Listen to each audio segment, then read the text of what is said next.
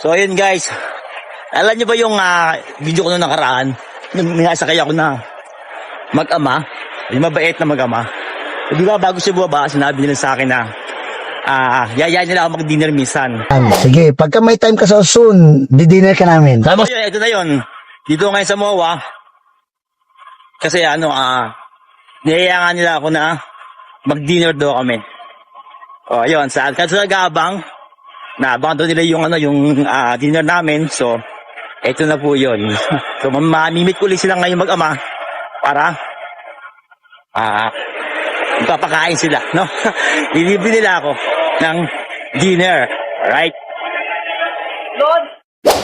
So, ayun, dun kaya sa mga nag-aabang doon abangan doon nila yung dinner namin ni Sir. So, eto, na-meet ko na po sila. Yan po si Sir, oh. Ito kasama niya kanyang mga anak, ayan. Ito si Ma'am, sasabi ko ba ni Ma'am Angeline Quinto. Ayan siya. Ayun. Ayun, dalawang anak pa niyang lalaki. So, ayan. Ayan si Sir, oh. Na-meet ko na Sir. So, yun, kumbaga parang nakakatuwa lang, no? Kumbaga kasi yung pagtatagpo namin ni Sir, naniniwala ka ba Sir na aksidente pagtatagpo natin? God's plan yun. Oo. Kumbaga parang may purpose talaga si God kung bakit yung tagpo-tagpo. Kung bakit tinapat ako sa pamilyang ito. Ayan. Ayun. So yun, nakakain muna kami dito. Nalibre ako ng hapunan. So, kami sabi ni Sir, yung pag sinabi niya, ginagawa talaga niya. Diba? Sabi ni Sir, aso mag-dinner daw kami, iyayin niya ako. So, sa akin, wala lang yan, pero nakatanggap ako sa kanya ng message at ini-invite niya ako na mag-dinner daw kami. So, ito na nga yun. Ito na. So, kaya lang, hindi pa tayo pagkain namin Maya-maya. Ma'am, ano masasabi niyo? Nasabi ka mga araw ni Angeline Quinto. Sinasabi mo sa comment nila. Gumawa ako po ba? Wala ba tayo sample dyan, ma'am? Sample yung pagkanta. Baka ma-disappoint sila Hindi ako kabaliktaran ako ni Angel. Ayun. Pero may naman talaga, may milos naman talaga. Tsaka isa pang habig ni Ma'am si kung kilala niyo yung DJ ng Love Radio sa si Miss Robinsina. Medyo habig din siya, di ba? Chinita. Ayun. Thank you, Ma'am. Thank you, Thank you po.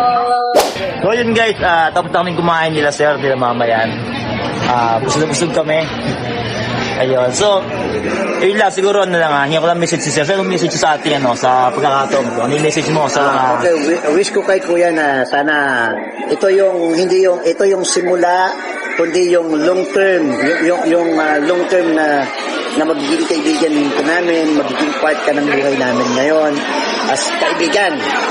Kasi maiksi ang buhay natin sa mundo At least kung naging part ka ng buhay namin, to the next generation, magiging part ka ng mga kakaibigan ng apo, anak ko, di ba? So, yung long term na yon, hindi yun mapapayaran ng pera yung pagkakaibigan. Opo, tama po, tama. Yung pagkakaibigan natin, yun yung mamanahin ng mga kasunod na generation. Kasi walang makapagsabi kung hanggang kailan tayo sa mundo. Pero yung mga kasunod natin, kung ano yung nagawa natin ngayon sa mundo, na pagkakaibigan namin ni Kuya, bilang kaibigan namin ni Kuya, o kaibigan ng mga anak ko, o time will come, kahit saan sila pupunta, mapapadami natin yung pagkaibigan. Opo, sabi nga po, minsan makakatagpo ka ng mga totoong kaibigan sa mga panahon din may inaasahan. Yes, opo. So ito yun, nakatagpo tayo ng bagong kaibigan naman. Hindi na isa, kundi buong pamilya. Ayan. Okay, ma'am, ano ma'am, kami rin sabihin ma'am, kami message kayo sa mga viewers natin ma'am. We need to be kind to everyone. So, be kind always. And then, let's respect each other. Kasi may kanya-kanya tayong mga pinagdadaanan sa life. So, that's the least thing that we can do. You see, I have a new kuya. Yeah. I have a Kuya Marlon right now. Ayun, thank you po. Tapos Sir, sagot ko sa balang Sir. Tricks ko. Yung si Sir Trick, anak din siya. Tapos si Sir Ken, ayun. So, may lang baka bagong kaibigan ngayon. Siyempre, ang pamilya Caro. Ayan. Maraming salamat po sa inyo, mga Sir. Ayan. So, kumbaga parang naniniwala ako talagang kumbaga pa lahat talaga na nangyari sa buhay natin ay meron dahilan. So, yung pagtatagpo talaga namin ay meron talagang purpose si God kung ba't kami nagkatagpo. No? So, balang araw, ayun, malalaman nyo rin kung ano yung talagang purpose ni God kung bakit kami pinagtagpo-tagpo nila Sir at sila Ma'am. Ayan. Po, yun. So, yun lang. Maraming salamat sa inyo lahat. Ito palagi and God bless. Thank you, kuya. Thank you kay Marlon. Thank you po. See you sa next development. Nakita namin. Ayun. So, may kasunod pa kami pagkikita ni Kuya Marlon. Oh, so yun, si Sir, si Sir, di ba, nung sinabi, Pwede abangan. oh, yan, di ba, nung nakaraan sinabi For the niya, next 15 days o for the next 1 month, may kasunod pa kami na kwento ni Kuya Marlon. so, sabihin, hindi pala ito yung ating huling pagkikita, Sir. Hindi dito. po, hindi po. May Ayun. kasunod dyan. Hanggang So, sa... di ba, nung nakaraan sinabi ni Sir, magdi-dinner na kami. So, tinupad niya yung dinner. So, ngayon, sinabi niya, magkikita ulit kami. So, meron pa pala kami next na pagkikita-kita. Next time, dinner namin ni Kuya Marlon sa abroad na. Oh, yun yung abangan nyo. Yun, hindi. Abangan niya na abroad. Abangan nyo. Kung saan pa sa yun, hindi ko pa alam kung saan. Ayan, salamat po. Okay, sige kuya. Ma'am, thank you po, ma'am. Thank you po. Sir. Sir Ken, ayun. Ayun na nga, guys, no? Tapos na yung aming dinner. So, bambay talaga ng pamilya Caro na yon. Shout out sa pamilya Caro. Kasi, may pa-take out pa tayo, oh. Talaga naman. So, sabi, Max yan, oh. Max. Shout out niya pala, Max. Baka naman. Ayun, sa bambay naman, no, ng pamilya nila. So, talagang, alam niyo yun na, ano, na, parang bihira sa mga tao yung gano'n, yung bang, nasa mataas na level ng pamumuhay, pero, yung ugali nila ay, hindi nagbabago. Kasi base sa kwentuhan namin, nanggaling sila sa mababa, no? Nanggaling sila sa laylayan, so dahil sa pagsisikap nila, so umangat sila. So yung puso nila, andun pa rin, hindi sila nagbago.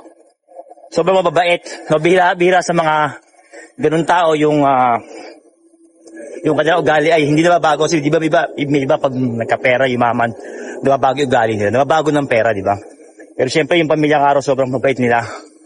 Hiningal ako. Nabusog din ako dahil namin kinain. Kasi ito may pa-take out pa nga. Tapos, may pangako si Sir na hindi na ito yung aming ulit pagkikita. Magkikita pa kami. At saka may pinangako pa siya sa akin na pagka doon, minsan, kasi meron silang business eh.